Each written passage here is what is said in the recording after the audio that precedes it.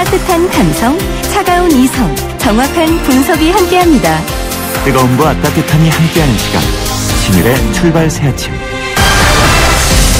신율의 출발 새 아침 3부 순서 시작합니다. 지금 방금 저희 YTN 뉴스 속보를 보니까요, 부부싸움 끝에 모텔을 방화해서 1명이 사망하고 7명이 부상하는 일이 발생했다고 하는데, 요새 왜 이런지 모르겠습니다. 좀 우리가 대화로 풀 수 있는 일들은 대화로 풀어야 될 텐데요. 그게 그렇게 어려운가요?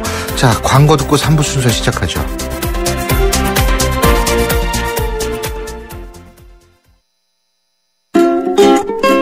당신을 지키기 위해 꼼꼼히 봄.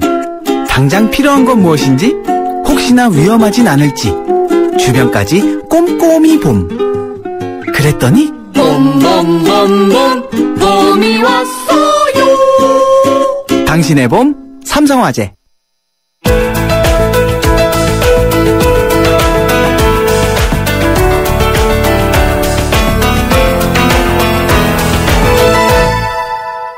내일이면 박근혜 대통령 취임 2주년이 되는 날인데요. 그간 국정 운영에 대한 국민들의 평가 어떤지, 더군다나 이 설 연휴 기간, 이거는 정치권의 대목이라고 얘기를 할 수 있는 그런 기간인데, 과연 밥상 민심은 어떻게 돌아가는지 여론조사 전문가와 함께 본격적으로 알아보겠습니다. 리얼미터의 이택수 대표 전화 연결합니다. 이 대표님 안녕하세요. 네, 안녕하세요. 이택수입니다. 예, 일요일날 실시한 여론조사가 있죠. 그죠? 네. 그러니까 연휴 마지막 날이죠. 그죠? 네네. 자, 먼저 조사 개요부터 말씀해 주시죠. 네, 저희가 지난 일요일이죠. 22일 날 전국 19세 이상 남녀 1,500명을 대상으로 전화 자동응답 방식으로 여론조사를 했고요. 유무선 50%씩 RDD 방식이었습니다. 표본 오차는 95% 신뢰 수준에서 플러스 마이너스 2.5%포인트였습니다. 예. 자, 그러면 이제 이거 안 하면은요, 방송법, 선거법 다 걸려가지고, 이제부터 이제 얘기를 해보죠. 먼저 대통령 지지율, 국정 운영 지지율이죠. 정확히 얘기한다면 어떻게 됐습니까? 네. 지난주 주간 집계가 박근혜 대통령 36.4%의 지지를 기록했었는데요. 지난 일요일 날 연휴 마지막 날 조사한 거는 33.5%로 지난주 설 연휴 직전에 했던 것보다는 한 3%포인트가량 빠진 걸로 나타났고요. 부정평가는 부정평가는 55.8%에서 지난 일요일은 61.1%로 한 6%포인트가량 오른 것으로 나타났습니다. 그렇군요. 그럼 왜 이렇게 됐을까요? 아무래도 그 설 연휴 기간에 저가 담배 논란도 있었고요. 담배값. 네네. 그리고, 총리 임명 과정에서 그 전에는 이제 2주 연속 반등을 했었는데, 아무래도 총리 임명 과정에서 반대 여론이, 소폭이나마 한 5대4 정도로 많았었거든요. 물론 이제 새누리당이 어떻게 보면 표결에 이제 붙이면서 지난주에는 새누리당 지지율이 조금 약세를 보였었는데, 아무튼 연휴 기간에는 박근혜 대통령이 반등하던 지지율이 좀 꺾인 것으로 나타났습니다. 그렇군요. 네. 설 연휴 시작하기 직전에 장관들 인선도 발표했잖아요. 네네. 여기에 대한 평가는 어떻습니까?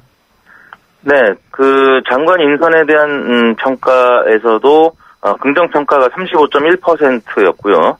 부정평가가 56.6%로 긍정평가가 한 2배 가량 못 미치게. 그러니까 부정평가가 2배가 더 많다 이 얘기잖아요. 네, 맞습니다. 네. 그래서 대략적으로 박근혜 대통령의 국정수행 지지도 조금 전에 소개해드린 수준과 비슷한 양상으로 긍정평가가 부정평가보다 많이 낮게 나타났습니다. 제가 칼럼 쓰느라고 한번 담배값과 대통령 지지율을 한번 과거에 어떻게 됐나 한번 봤거든요. 근데 96년도에 담배값이 한번 올랐어요. 네네. 그리고 이 96년 7월이고 2005년 1월에 담배값이 올랐는데, 그거 신기하대요. 담배값 오르니까 대통령 지지율이 빠지더라고요. 네, 그렇습니다. 당장 유리지갑에서 돈이 빠져나가는 것을 느끼면 국민들은 당연히 부정적인 인식을 가질 수밖에 없고, 그게 건강보다는 세금 증세 차원에서 이루어진 인상이라고 생각하기 때문에 당연히 대통령이나 아니면 여당의 좀 부정적인 지지율에 영향을 미치는 것 같습니다. 2005년도는 500원 올랐던데 그렇게 빠졌는데, 정당 지지도는 어떻게 됐어요? 네, 정당 지지율은 지난주 같은 경우 초근접한 것으로 34.7대 33.8 이렇게 여야 지지율이 오차 범위 내에서 0.9%포인트 차이로 나타났다가 예. 지난 일요일 날 조사에서는 새누리당은 한 5%포인트가량 상승을 했고 그 야당인 새정치연합은 한 3%포인트가량 하락해서 약간 다시 벌어진 것으로 나타났습니다. 아무래도 그 어르신들과 젊은 세대가 만나면서 이른바 낙수 효과라고 하죠. 설득하는 거요? 네네. 보수적인 어르신들의 얘기를 듣다 보니까 이전 입장이 확고한 젊은층은 입장 변화가 없을 텐데 좀 중도 성향이나 아니면 무관심층 같은 경우는 어르신들의 영향을 좀 받을 수밖에 없겠죠. 그래서 작년 같은 경우도 사실은 설 지나고 나서 대통령 지지율이 50% 후반까지 2주 연속 상승한 바가 있는데요.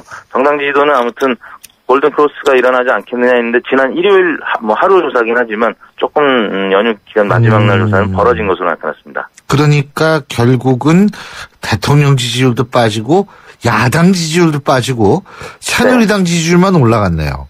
간단히 네, 새누리당 지지율이 그동안에 이완구 총리 그 임명 표결 과정에서 아무튼 반란표도 있었고 그래서 조금 뒤로 후퇴했다가 다시 지난 일요일 날은 좀 반등한 것으로 나타났습니다. 그렇군요. 네. 근데 어쨌든 그럼에도 불구하고 새정치민주연합의 지지율이 30%는 넘는 거죠. 빠졌음에도 불구하고. 네.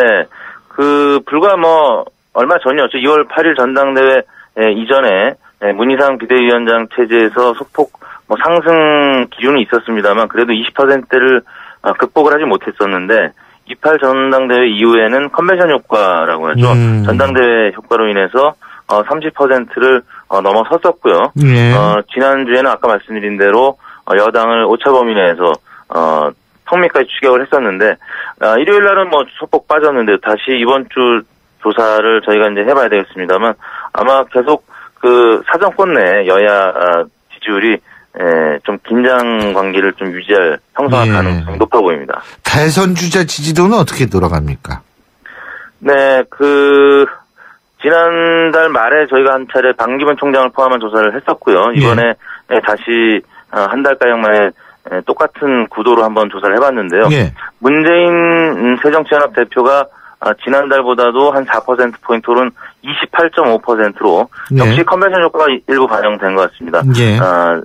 1위, 반기문 2위 지지율은 14.9%였는데 대략 2배가량 차이가 난 것으로 나타났습니다. 그 다음이 김무성 새누리당 대표였는데요. 10.5%, 박원순 서울시장이 8.2%, 안철수 전 대표가 6.5%, 김문수 전 지사가 4.2%, 이완구 총리가 3.9% 이런 순으로 나타났습니다. 예, 그렇군요. 우리가 일반적으로 정당 지지나 대통령 지지율은 30% 그리고 대선 후보 지지율은 5% 이상이 좀 의미 있는 것이다 이렇게 보는 경향이 있지 않습니까? 네. 근데 5% 이상을 본다면 문재인, 반기문, 김무성, 박원순, 안철수 이렇게 되네요. 네, 그렇습니다. 예. 자, 그리고 어쨌든 이제 4월 달에 재보선이 있잖아요. 4월 25일인가 될 겁니다, 아마. 그죠? 네네. 근데 4월 재보선으로 의식해가지고 이제 각 당도 민심 향배에 굉장히 촉각을 세울 수밖에 없을 텐데. 지지율 반등을 위해서 각 당이 꺼내들 만한 카드가 있을까요? 있을까요? 일단 여권부터 보면은 오늘 초읽기에 들어간 비서실장 인선 과연 누가 될 것인지가 관심의 대상이 되고 있고요. 야권에서도 인정할 수 있는 소통이 가능한 그리고 정치색이 좀 옅은 분이 된다면 일단 악재로는 적어도 작용하지 않겠죠. 그리고 또 추가 청와대 이제 비서실의 인선이 있을 경우 그 부분이 또 영향을 미칠 수 있을 것 같고요. 그 다음에는 역시 또 당장 이제 닥치고 있는 이제 청문회가 있겠죠. 지난주에 소폭 개각을 해서 장관 청문회가 이어질 텐데 장관 청문회는 역대 박근혜 대통령 입장에서는 아킬레스건으로 작용했던 그런 악재로 항상 작용했던 그런 케이스였죠. 그래서 이번에도 얼마나 잘 방어하느냐에 따라서 4월 재보궐선거를 잘 한석이라도 가져갈 수 있느냐가 결정이 될 것 같고요. 야권 입장에서는 역시 공천 과정이라든지 아니면 본선에서 지금은 원래는 통합진보당 의석들이었는데 새정치연합의 경우에 그중에서 몇 석을 가져갈 수 있을 것인지. 예, 문재인 대표가 일단 첫 번째 지금 기로에 서 있게 됐는데요. 4월 재보궐선거를 만약에 성과를 거두는 것으로 끝난다면 내년 총선은 이제 굉장히 날씨로 치면 맑은 상태가 될 텐데요. 만약에 이 선거 결과가 좋지 않게 되면 당장 새정치연합은 또 지도부가 이제 곤란한 상황에 빠지겠죠. 그래서 재보궐선거 결과 공천이나 본선의 결과가 중요하고 야권도 역시 이제 당장 청문회 과정에서 청문회를 잘 또 치른다면 추격할 수 있는 발판을 마련할 가능성도 있어 보입니다. 예, 그렇군요. 네. 좀 전에 양승조 신임 사무총장하고 인터뷰를 했는데 한석만 건져도 본전이다 이런 말씀하셔가지고 엄살이 대단하다 제가 그랬는데 네. 그렇군요. 잘 알겠습니다. 네. 예, 오늘 말씀 여기까지 듣죠. 고맙습니다. 네, 감사합니다. 예, 지금까지 리얼미터의 이택수 대표였습니다.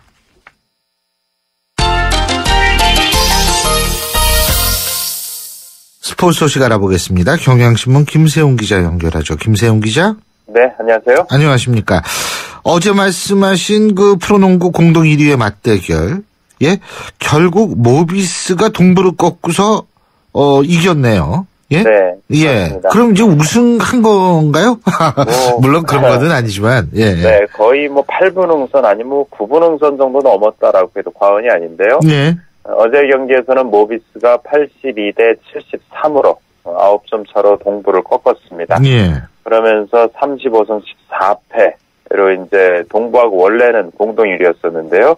승수를 하나 더하고 상대한테 패를 안기면서 한 게임 차 단독 선두가 됐습니다. 예. 양동원 선수가 이전 경기에서는 2점, 6점 이렇게 부진했는데요. 어제 경기에서는 고비쳐마다 상대가 동부가 따라올 때마다 내외각포를 터뜨리면서 팀 내 최다 득점인 19점을 올리면서 승리를 이끌었고요.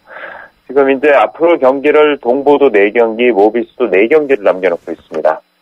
동부가 4경기를 모두 다 이기고 모비스가 2승 2패를 거두면 두 팀이 역시 승률에서 동률이 되거든요. 예.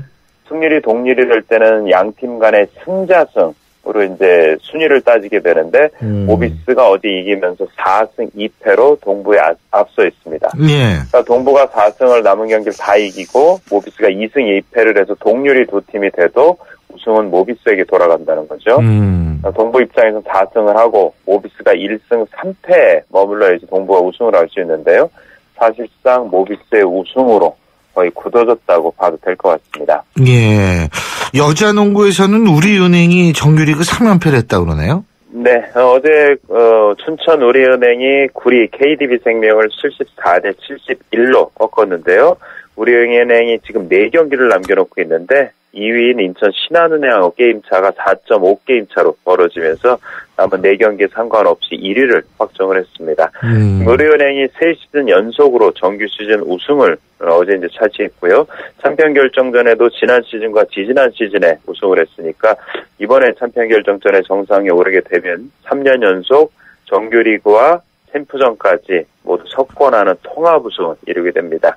우리은행이 작년, 재작년, 올해 3년째인데 상당히 좋은 성적을 점점 올리고 있습니다. 그러니까 재작년 시즌에서는 승률이 6할 8푼 6리였는데요.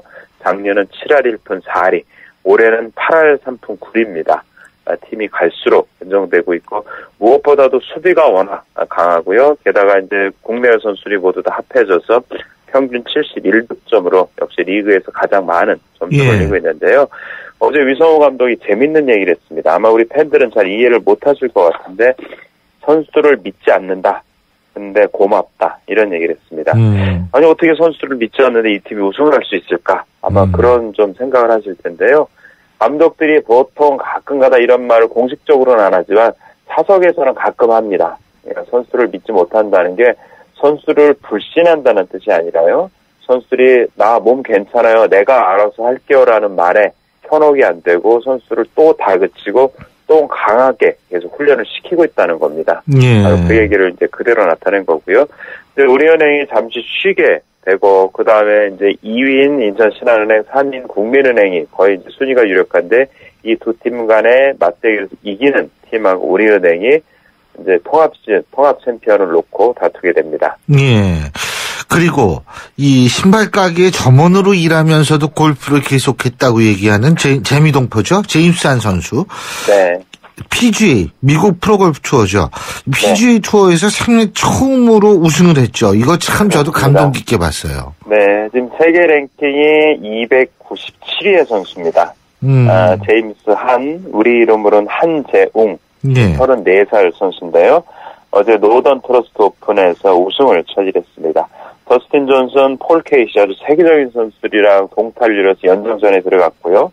연장전 세 번째 홀에서 8m짜리 버디 퍼트를 집어넣으면서 우승을 확정을 지었습니다. PGA 투어에서 어제까지 모두 65번째 출전을 했습니다. 예. 그러면서 첫 우승을 달성을 했고요. 말씀하신 대로 이전에 뭐 캐나다 대회에서 뛰거나 아니면 2부 투어에서 미국 2부 투어에서 뛰거나 할 때 성적이 잘 안 나오고 해서 뭐 구두 판매원의 점원으로까지 일을 했고요. 예. 대회 중에 이제 돈이 없을 것 같아 구직 사이트도 뒤지고 했던 그런 선수입니다. 그런 선수가 2013년 PGA 투어에 그러니까 작년이죠. 처음에 올라섰고 그러고 나서 2년여 노력 끝에 이번에 첫 우승을 차지했는데요. 예.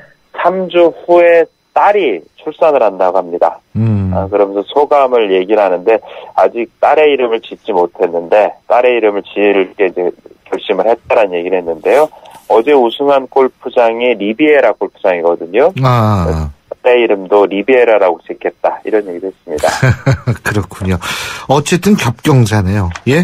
네, 그렇죠. 예. 오랫동안 참 어려운 시간 잘 버텨내고요. 네. 단열매가 찾아왔죠. 오늘 말씀 잘 들었습니다. 고맙습니다. 네, 고맙습니다. 지금까지 경향신문 김세훈 기자였습니다.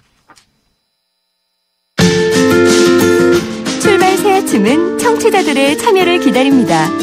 짧은 문자 50원, 긴 문자 100원의 문자 서비스 혹은 트위터 YTN 알스타트로 함께해 주세요. 참여하신 분들 중 몇 분을 선정해 준비한 선물을 보내드립니다.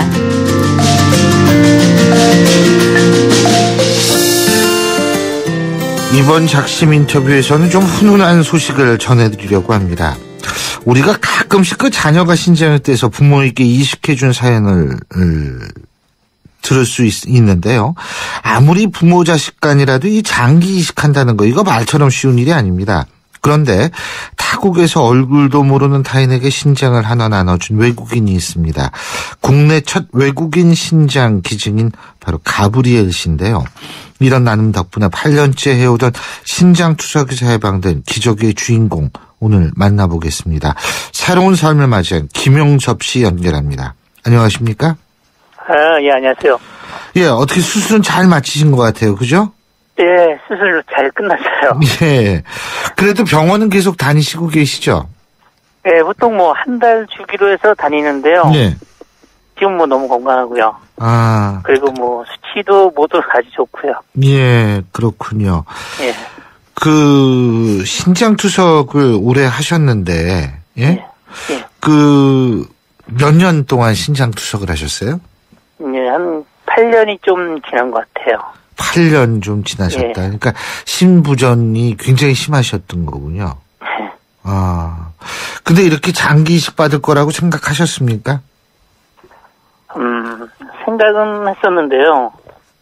그래도 그게 참 언제일지 참 알 수 없는 기다림이었죠, 계속. 예, 그래도 아마 이런 모든 분들이 아마 신청은 해두고 계셨군요. 예? 그 신청은 해두고 계셨어요. 예, 장기 신청은 이식. 처음 아팠을 때 했고요. 아. 근데 이렇게 근데 어떻게 이게 이루어지게 된 거죠? 그러니까? 더군다나 장기 기증자가 외국인이라고 그러던데. 예.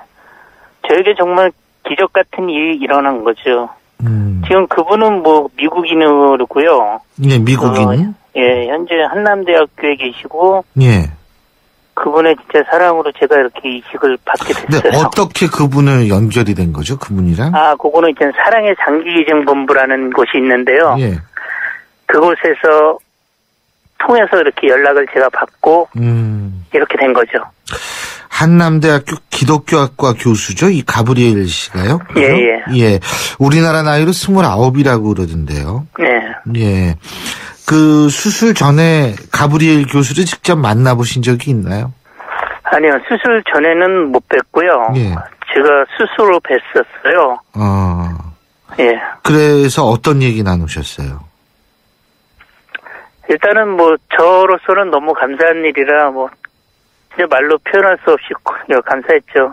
예. 그리고 그분께는 정말 제 건강을 많이 생각해 주셨고요. 앞으로도 뭐 많이 진짜 건강해라 뭐 건강했으면 하더라고요. 그리고 아마 제 건강을 제일 염려해 주신 것 같아요. 예. 너무 감사했고요. 아, 사실 이게 간 이식하고 신장 이식은 또 다른 건데 말이에요. 그죠? 예. 예.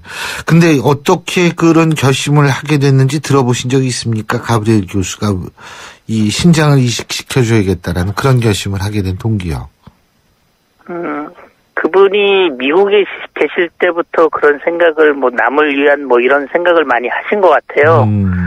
그리고 그분 뭐 이렇게 말씀 나누다 보면 그분 말씀 중에 기억나는 건 뭐 남을 위한 삶 뭐 이런 거랑 뭐 이타심 뭐 이런 말씀을 이렇게 많이 하시더라고요. 예. 참 그런 말들이 많이 남았어요, 저에게는. 예. 그리고 참 기뻐하시더라고요. 그러면서도 정말 행복해하시고 기뻐하시더라고요. 우리 김용섭 씨는 실례지만 올해 나이가 어떻게 되시죠? 아, 저 올해 43 됐고요. 43이요? 예. 아, 그러면은 주위 분들이 누구보다도 가장 기뻐했을 것 같은데요. 그죠? 그냥 주위 분들께 진짜 모두 감사하죠. 다들 뭐 축하한다고 제 건강 이렇게 지금에 와서는 이렇게 건강해진 모습 보고 너무 다행이다. 너무 뭐 진짜 누구랄 것도 없이 정말 옆에서 축하해주고 감사하고 같이 이렇게 감사해주는 뭐 그런 마음이 많았어요. 김용섭 씨 어머니도 가브리엘 교수를 만나셨죠? 예, 이번에 한번 만나 뵀어요. 예, 어떤 얘기 하셨어요? 어머니는 많이 울기도 하시고요. 예. 정말 누구보다도 많이 기뻐하셨죠. 예. 교수님께도 정말 감사드린다고 하고요. 예. 뭐 진짜 아들이 생기셨다고 그러면서 정말 기뻐하셨죠. 아들이 생겼다. 예. 예. 사실 아들 이게 피부치도 하기 힘든 일인데 말이에요. 그죠? 너무 어려운 일이죠, 정말. 그렇죠. 예. 아들이 하나 생겼다. 우리나라에 진짜 그러고 이게 간 이식하고 또 다른 게 굉장한 결단이 필요한 건데. 예?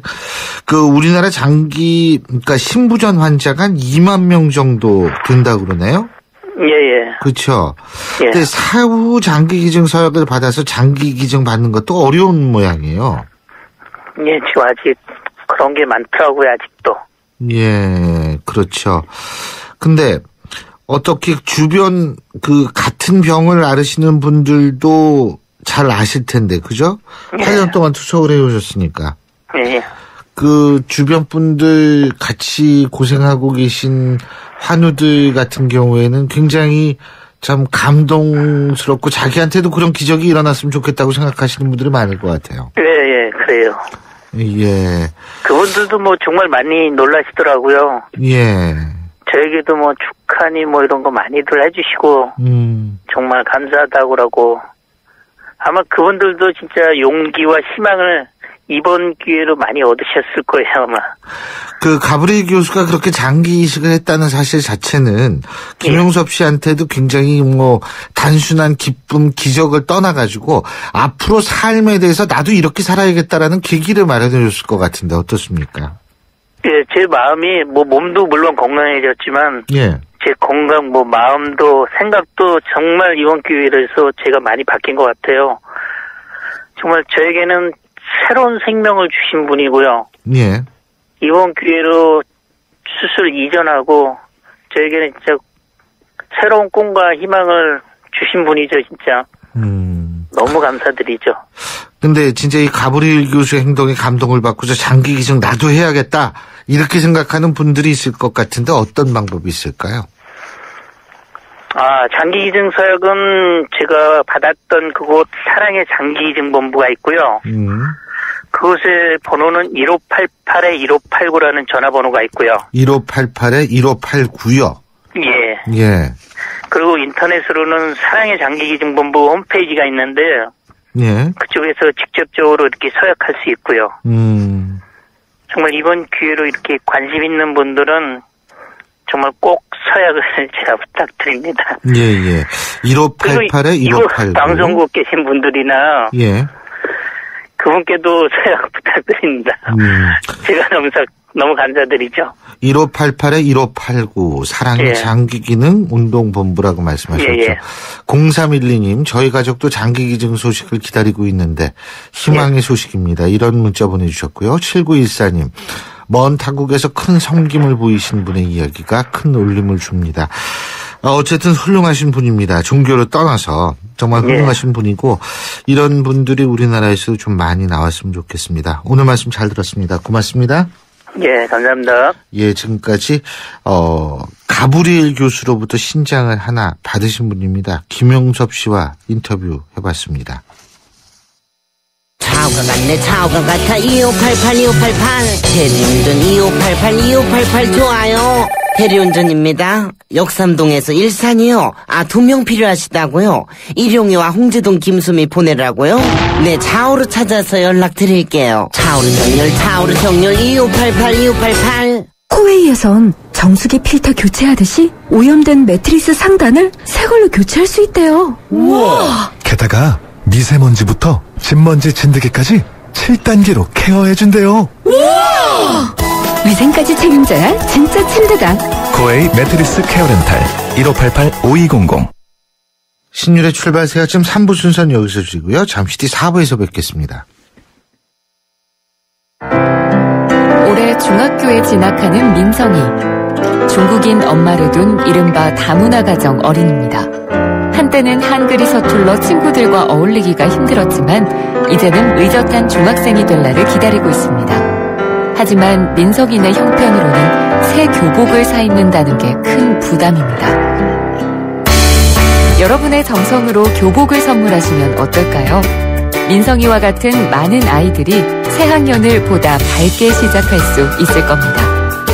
2015 YTN 라디오 연중 캠페인 함께 들어요 대한민국 기아대책과 함께합니다.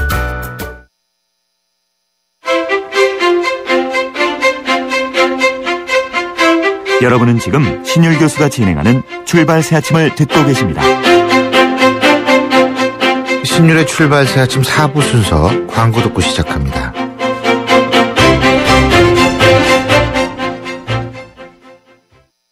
건축과 인테리어에 대한 모든 것 경양 하우징 페어.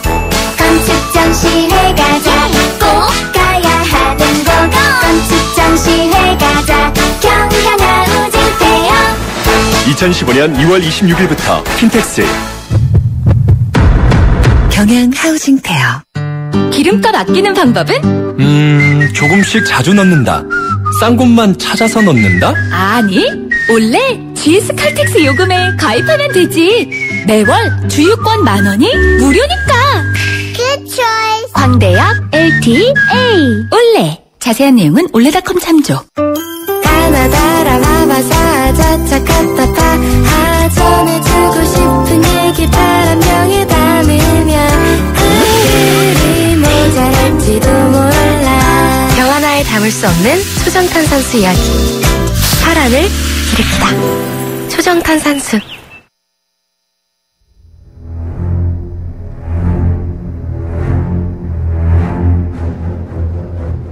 백형사의 사건의 재구성.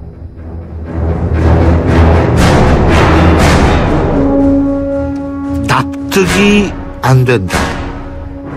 추석 연휴가 끝나기 무섭게 안 좋은 사건이 여러 건이 일어났습니다. 그런데 이 사건들의 공통점, 도대체 왜 일어났는지 그 이유가 잘 설명되지 않고요. 이게 도무지 알 수 없고 이해가 안 되고 납득할 수 없다는 얘기입니다. 이렇게 쉽게 납득이 가지 않는 사건들, 오늘도 전 수서경찰서 백기종 강력팀장과 함께 알아보겠습니다. 어서 오십시오. 네, 안녕하십니까. 예. 우선 바로 어제 아침이었었죠. 네, 그렇습니다. 천안의 아파트 2개 층에서 살인과 이 칼에 찔리는 이런 네. 일이 연속적으로 발생을 했는데 그랬습니다. 우선 사건 경위부터 말씀해 주시죠. 예, 어제 아침 6시 15분경인데요. 이제 사건 발생은 아침 6시 15분경이고 나중에 밝혀진 건데 7시경에 신고가 들어옵니다. 천안 그 서북경찰서 관내 아파트에서 신고가 들어오는데 내용이 뭐냐면 범인이 집에 들어와서 흉기로 가족을 찔렀다. 빨리 와서 이게 좀 구해달라. 그래서 119 구급대로 먼저 신고가 들어오죠. 네. 119 구급대에서 출동을 해보니까 이게 양쪽 602호하고 802호에서 똑같은 칼에 찔린 그 형태로 발견이 되죠. 네. 그래서 경찰에 즉각 신고를 해서 경찰이 현장에 임장을 해서 이제 구호 조치를 하고 부상자는 그리고 경찰이 이제 출동을 해서 바로 범인인 고모 씨 31세를 체포를 하는데요. 지금 602호에 사는 범인이 가스 배관을 타고 올라가서 802호인 이사 온 지 하루 만에 이사 온 지 하루밖에 안 되는 집에 들어가서 아무런 인과관계가 없는 일면식도 없는 피해자들의 남편 50대 남편을 흉기로 찌르는데 내용은 먼저 이겁니다. 출근 준비를 하는 부인이 화장실을 가는데 범인이 베란다 쪽 열려진 창문으로 들어와서 부인을 찌르니까 비명을 지르는 소리에 비명을 들은 남편이 뛰어나와서 서로 격투를 하다가 흉기를 든 30cm 헤칼에 찔려서 사망을 하게 되죠. 그래서 결국 경찰에 체포돼서 범인이 행설수설하는데 부인에게 긴급으로 그 진술을 들어보니까 22일 날에도 7차례에 걸쳐서 뭐 국정원이 나를 지켜보고 있다. 누군가 나를 도청하고 죽이려고 한다. 그다음에 전 도지사가 지금 뺑소니 사건이 났는데 그 사건으로 나를 죽이려고 한다는 등 전혀 납득이 안 가는 행설수설을 하니까 아 이게 피해 망상에 따른 정신착란 증세구나. 이렇게 생각을 하고 지금 국민건강보험공단에 긴급 사실조사를 의뢰하니까 지금 치료받은 전력은 없었어요. 그래서 이게 부인의 진술에 의하면 아마 몇 년 전부터 의처증이 있었다. 근데 이 더군다나 불행한 건 이 범인 31세 된 남편과 29세 된 그 부인 사이에 2세하고 3세 된 딸이 있습니다. 2살, 3살짜리. 2살, 3살짜리. 그래서 사실혼 관계인데 이 딸들은 다행히 그 피해를 입지 않았습니다. 그래서 범인에 대한 계속 수사를 지금 동기와 수사를 하고 있는데 혹시 이전에 이사를 802호에서 가기 전 주민하고 어떤 갈등이나 이런 감정이 있는지 그 부분에 대한 수사도 같이 하고 또 마약 복용 관계 또 정말로 정신착란에 의한 범행인지를 체계적으로 좀 수사를 하고 있는 그런 상황입니다. 예. 그러니까 한마디로 정신이상자다. 이건데 네. 이런 걸어다니는 폭탄들이 이게 많은 것 같아요. 생각 예, 이게 큰 문제입니다. 왜 그러냐면 저는 이제 이 사건을 접하면서 반상회라는 게 결국 나쁜 게 아니구나. 지금 통장이 유명무실됐는데 이 통장이나 이런 역할이 굉장히 크다. 또 반상회도 정말 나쁜 게 아니구나. 왜 그러냐면 정신질환자를 알 수 있는 방법이 없거든요. 본인 가족이 얘기하지 않으면. 그러나 반상회라든가 이웃 간의 교류를 통해서 알 수 있기 때문에 대처가 되는데 그렇다 하더라도 이사 온 지 하루밖에 안 되는. 그리고 가스관 타고서 올라오는 걸 어떻게 막습니까? 정신병자를 알아도. 그래서요. 이게 문제가 정신질환자에 대한 관리를 사실상 해야 된다. 이런 교훈적인 사건인데 지금 전국적으로 20에서 30% 정도가 이 신고가 급증했다고 합니다. 특히 아파트에 사는 주민들이. 이 바로 천안 사건을 보고 어떤 그 트라우마 증세를 심리를 가지고 신고를 하는 것 같은데 사실상 베란다 쪽 잠금 장치도 하시고 특히 차제에 말씀드리고 싶은 건 이 사건하고 직접 연결은 안 되지만 예를 들어서 택배를 가져왔다 우편물을 가져왔다 가스 검침원이다 할 때 이런 건 반드시 경비실이나 경비원을 통해서 확인하는 그런 주의도 하고 또 베란다나 잠금 장치를 반드시 하시는 게 참 좋다. 우선 가장 시급히 해야 될 건. 그리고 조금이라도 이상하면은 빨리 신고를 하시는 게 피해를 줄이는 방법이라는 게 또 한 번 이게 교훈을 주는 게 아닌가 이런 생각이 듭니다. 와, 참 이게 큰일입니다. 자, 다음 사건은 그 김현중 씨와 그 전 여자친구 최모 씨에 관한 뉴스. 전 여자친구인지 현 여자친구인지는 모르겠습니다만 네. 이 얘기죠? 예. 이 김현중 씨가 가수 겸 배우고 굉장히 여성들에게 인기가 있는 연예인인데요. 이게 맨 처음에 수면 위로 떠오르면서 화제가 됐던 건 작년 8월경에 2살 연상인 최모 씨 여자친구를 폭행을 해서 2주 진단을 났는데 나중에 또 2종 격투기로 여자친구를 폭행을 해서 6주간 늑골골절을 나게 하는 상해를 입혔죠. 그래서 결국은 그 여자친구 2살 연상인 여자친구 최모 씨가 송파경찰서 서울 송파경찰서에 신고를 해서 사건이 수면 위로 떠오르게 됐는데 네. 이게 어떻게 된 건지 검찰에 이제 기소 의견 송치를 했거든요. 그런데 갑자기 합의 고소 취하를 합니다. 그래서 경찰에서는 그렇다고 하더라도 일단 폭력 사건은 취하를 한다고 하더라도 그 기소 의견을 보내기 때문에 검찰이 송치를 했는데 그런데 두 사람이 수사 중에 다시 화해를 했다 그러고 제주도로 여행을 가죠. 그리고 갔다 와서 이제 검찰에서도 나란히 조사를 받는데 갑자기 올해 1월 1일 날 임신 사실을 통보했다. 이렇게 지금 얘기를 하거든요. 예. 이 최모 씨, 김현중 씨 여자친구와 그러면서 양가가 합의를 해서 군대 가기 전에 곧 김현중 씨가 군대를 가는데 군대 가기 전에 결혼을 하기로 했다. 이렇게 이제 발표를 하는데 지금 김현중 씨 소속사인 카이스트 쪽에서는 그런 사실이 없다. 그리고 임신 사실도 확인을 해봐야 된다. 확인된 건 아니다. 만약에 임신이 사실로 확인이 되면 그에 대한 거는 윤리적이나 도덕적인 사회적인 측면에서 책임을 지겠다. 결혼하겠다는 그런 발표는 아니거든요. 예. 이런 측면인데 다만 문제가 되는 건 뭐 우먼센스라든가 여러 잡지에서 이렇게 보도가 됐는데 문제가 되는 건 최 씨 측 여자친구 쪽이나 부모 쪽하고는 전혀 연락이 안 된다. 그리고 임신 사실을 병원에 가서 확인하자 이렇게 제의를 했음에도 불구하고 지금 연락이 두절됐다.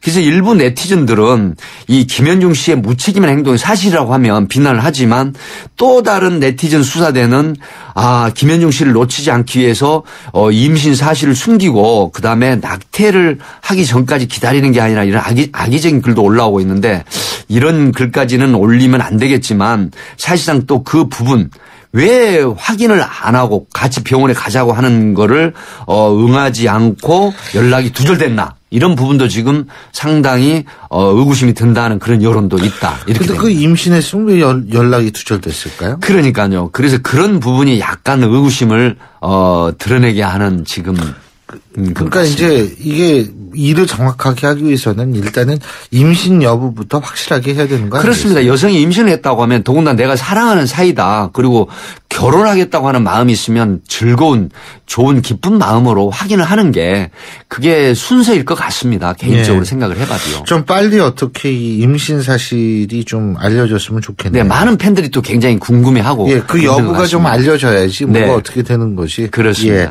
자, 다음 사건은 상습적으로 성희롱을 일삼던 교수에 관한 사건인데 이게 충청도에 있는 학교죠? 네, 대학교. 이 교수도 이게 참 정말 희한한 얘기를 골라 했더만요. 그렇습니다. 이게 사실 그 방송에서도 많이 보도가 됐기 때문에 시청자들이 지금 출근하시거나 댁에서 들으시면서도 어떤 사건이구나 아실 것 같지만 사실상 그 여성의 그 영어를 가르치는 사람이 여자의 가슴이 큰데 어떤 성적인 흥분을 느끼지 않느냐. 그걸 영작을 해라. 물론 영어를 잘 가르치기 위한 방편이라고 지금 변명을 하고 있습니다만은 결국 뭐 여성의 생리주기, 여학생의 생리주기를 바꿔라. 그다음에 뭐 약을 먹어서 바꾸고 수업에 들어와라는 등 이게 어떻게 교수로서 영어를 가르친다는 뜻은 좋지만 그렇다고 하더라도 아니 영어를 가르칠 때 왜 하필이면 예시가 예문이 그런 거예요. 그렇습니다. 네? 그러니까 이제 이 교수는 법정에서 증언을 할 때 그랬다는 후문이에요. 영어를 쉽게 머릿속에 들어가기 위해서. 아니 생활 영어도 아니잖아요. 그게 영어를 가르치려면 필요한 얘기를 가르쳐야지. 그러니까요. 정말 교수 하시는 분들의 그 같은 공분을 사는 그런 변명을 했는데 그런데 문제는 결국 학교에서는 해임을 했거든요. 그런데 법원에서는 이 행정소송을 하니까 또 이 교수의 손을 들어줬습니다. 이거는 직접적인 어떤 성추행을 한 게 아니고 또 이게 폐쇄된 공간에서 성추행을 한 게 아닌 공개된 장소에서 교육을 위한 성희롱 발언을 했다. 이렇게 지금 판사가 판결을 했단 말이죠. 팀장님, 근데 원래 성희롱은 이게 형법적인 문제는 아니죠? 예, 사실 그렇습니다. 민사적인 책임은 있습니다. 그러나 형법에 처벌 조항은 없습니다. 아직까지. 네. 그래서 그게 참 굉장히 미흡하다 이런 생각이 드는데요. 그래서 결국은 이 판사께서 손을 들어줬어요. 이게 징계는 하더라도 해임 처분은 지나치다. 물론 그 판사는 양심과 어떤 기본적인 취지에서 먹고 사는데 또 너무 가혹하지 않느냐 하지만 많은 사람들 특히 학생들 입장에서는 다시 이 교수가 강단에 서서 이 영어를 가르치는 교수와 제자 사이로 만난다는 게 너무 부적절하다고 하는 여론이 높고 또 학부형들도 마찬가지인데 사실 납득이 안 가는 판결이라고 하는 여론이 굉장히 높습니다. 근데 뭐 어쨌든 재판부의 입장 같은 경우에는 또 나름대로 법적인 법률적으로 네. 해석을 해서 이런 판단을 내렸겠지만 네. 문제는 이제 복직하게 되면 학생들하고 같이 이 얼굴을 당연합니다. 얼굴을 맞대고 또 강의를 해야 되는 거거든요. 그렇죠. 그러니까 이게 결국 성희롱을 당했던 건 사실은 그 어린 학생들이거든요. 어린 애들 아니에요. 그렇습니다. 나이 이제 갓 20 좀 넘고 아닙니다. 만 19살부터 1학년 19, 그렇죠. 21거든요. 근데 걔들이 이걸 맞닥뜨리면은 결국은 그런 기분 나쁜 얘기를 들었던 학생들하고 그 얘기를 했던 사람하고 다시 마주칠 확률도 있는 거 아니에요. 그게 사실 그렇거든요. 그래서 본인이 스스로 거취를 결정을 하셔야 되는데 또 먹고 사는 게 참 가업인지 뭔지 모르겠지만 정말 후한무치하다는 생각은 듭니다. 그래서 다시 강단에 서겠다 하는 그 얼굴이 후한무치하다는 생각이 개인적으로 드는 거고요. 학생들 입장은 많은 다른 교수들까지 신뢰성을 잃어버리는 그런 행태를 한 것이기 때문에 사실 학교 측의 그 징계는 적절하다고 저는 보는데 또 법을 다루는 판사께서 이런 판결을 하셨기 때문에 이 사실 학교 측에서는 수용을 안 할 수 없거든요. 예. 이런 부분이 상당히 난제다 이렇게 보고 있습니다. 근데 뭐 사실 이 사건뿐만이 아니라 서울대에서도 뭐 줄줄이 성추행 사건이 계속 일어나고 다른 학교도 그런데 여기 질문하신 분이 있어요. 8192님인데요. 수사과와 형사과가 다 같은 일 하는 것 같은데 뭐가 다른가요? 네. 수사과는 고소, 고발 사건 또 그 사기, 배임, 횡령 등 이런 사건을 하는 곳이고요. 형사과는 강, 폭력, 절도, 강간, 마약 이런 강력 사건 이런 곳을 취급하는 것입니다. 대부분 일반인들이 형사과나 수사과를 잘 구분을 못 하시는데요. 이렇게 구분을 하시면 되겠습니다. 아, 그렇군요. 4717님.